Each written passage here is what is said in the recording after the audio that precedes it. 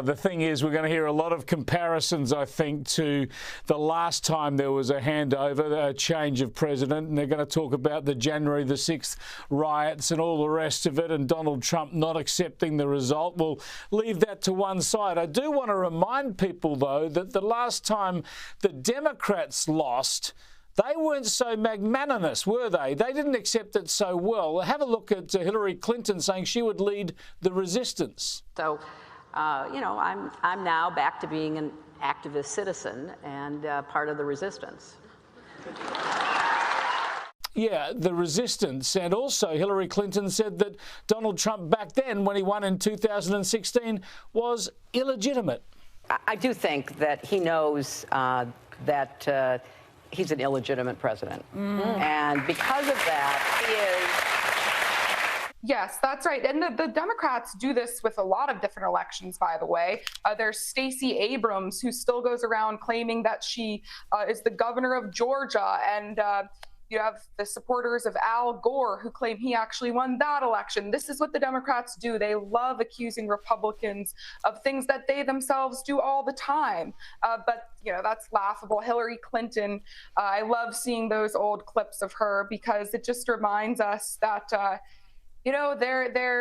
they're irrelevant now. These Democrats, they come and they put up this big fight, and then they kind of just go into the dustpan of history, and we never think about them anymore. I mean, Hillary Clinton has lost all her relevance, and I think that's probably what's going to happen to Joe Biden and Kamala Harris now. Yeah, she has never really accepted her loss, Hillary Clinton, and she, like Harris, I think, will be burdened by what has been. Let's talk about the team that Donald Trump is assembling around him. It's driving the hard left even more loopy than normal. The former and future president is moving quickly to fill the clown car and round out his cabinet before he changes his mind and fires them all. Moments ago, Trump announced that he has selected Fox Weekend morning show host, you can't make this up, Pete Hegseth, to serve as Secretary of Defense, because why not? Kristin, will they be surprised by how this works out in reality? Yeah, well, Trump got a mandate. He knows it. He's acting decisively here. And the left is terrified by these picks because Donald Trump is shaking up Washington. He's going to drain the swamp. And these leftists are absolutely terrified of that. This cabinet is their worst nightmare. And Pete Hegseth is a great pick. I've been on Fox News with him many times. He has the right attitude. The military has become feminized over the last few years.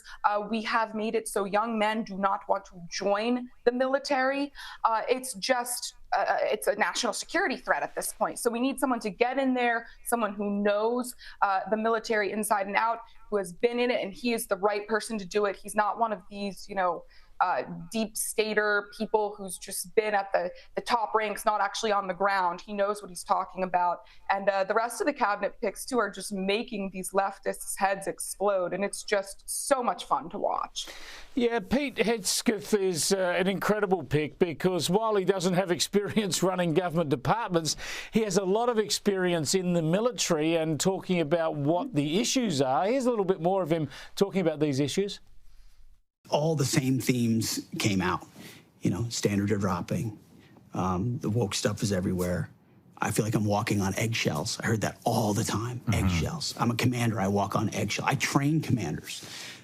They're walking on eggshells. They're afraid of one misstep on one identification or one gender thing or one racial thing or one trans thing. And the priorities are upside down on what the units are focusing on. And every single one of those distractions means we're less good at our job, which is supposed to be close with and destroy the enemy on behalf of our nation and bring our boys home. That's all I care about. That's what I want our military focused on. Yeah, Kristin, I don't underestimate the size of his task. He's taking on one of the world's largest organisations, the US Defence. But I would have thought most Americans would agree with his priorities as he's laid them out over the past many years. Yeah, of course they do. And you mentioned earlier that he doesn't have experience running government departments. Good. That's what we need. This is how we are going to reform these agencies and to actually drain the swamp.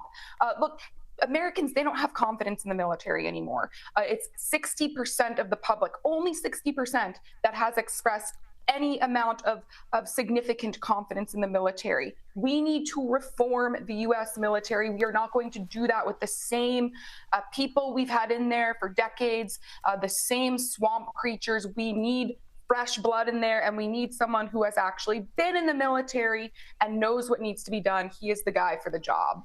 Yeah, all power to him. And all power to you, Kristin. Thanks for joining us again. Thank you very much, Chris.